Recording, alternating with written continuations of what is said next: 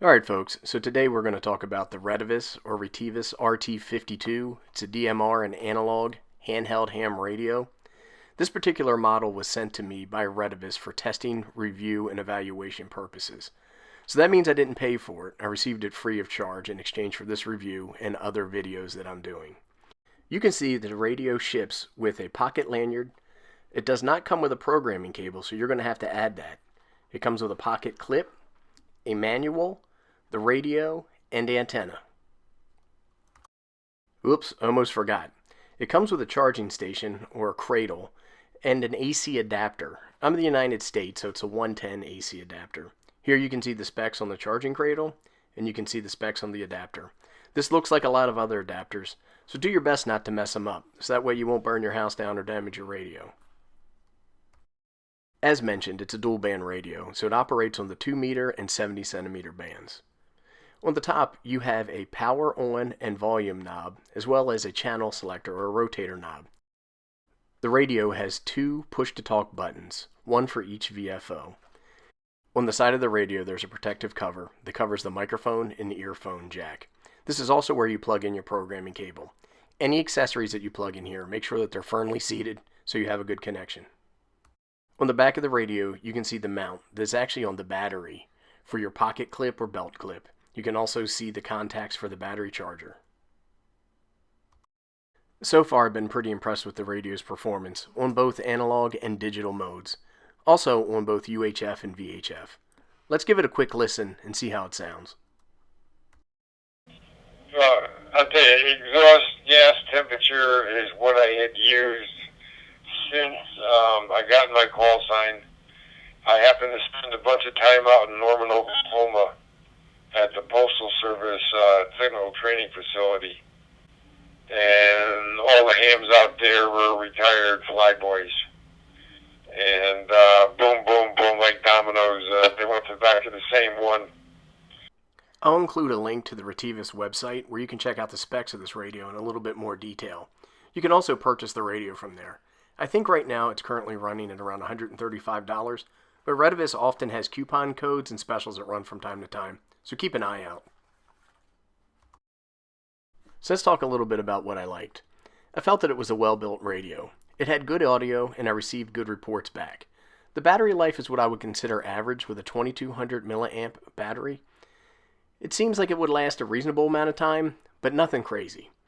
Also, it has a pretty clear display. I was able to read it clearly outside in moderate sunlight. As I mentioned, it's a dual band radio and it does analog and digital. Out of the box, it operates on extended UHF and VHF frequencies. I did a video in my playlist, which you'll have to check out, where I show how to restrict this to the amateur radio spectrum.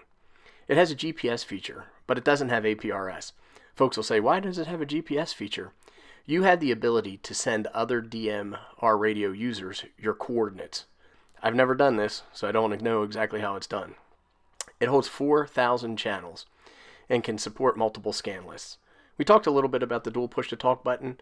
I find it to be a handy feature. You don't see it on very many radios.